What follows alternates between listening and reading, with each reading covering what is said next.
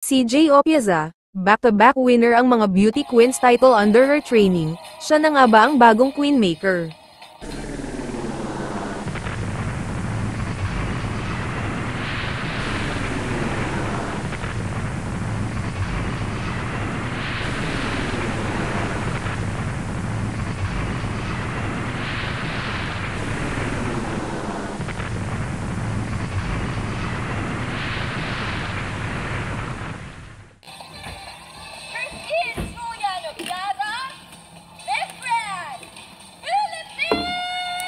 Hindi man pinalad na maiuwi ang mailap na korona ng Miss Grand International, dahil sa ikatlong pagkakataon ay first runner-up pa rin ang Pilipinas. The new Miss Grand International 2024 is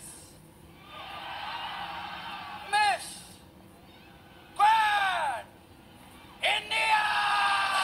A true queenmaker. Iyan nga ang bansag ngayon kay CJ Opieza matapos ang back-to-back titled queens she produced nang manalo ang candidate from Phuket sa katatapos lamang na Miss Grand Thailand 2025. Si Miss Grand Thailand Serenrat Puagphapat representing Phuket ay isa pala sa mga pioneering trainees ni CJ sa Thailand when she was there together with other top 10 of the recently concluded Miss Grand International 2024. Kaya pala kitang-kita sa performance niya ang galawan ng isang CJ Opieza. Yun pala ay dahil si CJ mismo ang nag-train sa kanya, maging ang facial expressions at attitude on stage ay kuhang-kuha niya ang kilos ni CJ, at talaga namang mabente at bet na bet ng mga judges ang ganito ka-live na performance. Siya ay magiging pambato ng Thailand para sa Miss Grand International na gaganapin ngayong last quarter ng taon dito pa rin sa Thailand.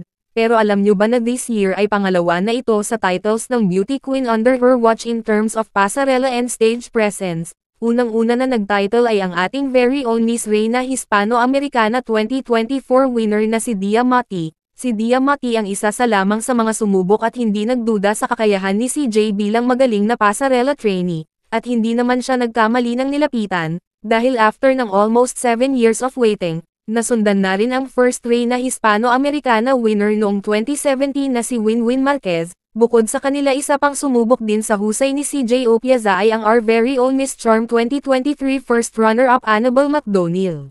From first runner-up in Miss Charm 2023, to back-to-back title holders in Miss Reina Hispano-Americana 2025, and Miss Grand Thailand 2025, for sure asahan na ang pagdami ng mga magpapaturo sa kanya bilang mga trainee to be trained with the right body movements, attitude on stage, and her signature pasarela. Anong masasabi mo rito? Please comment down below.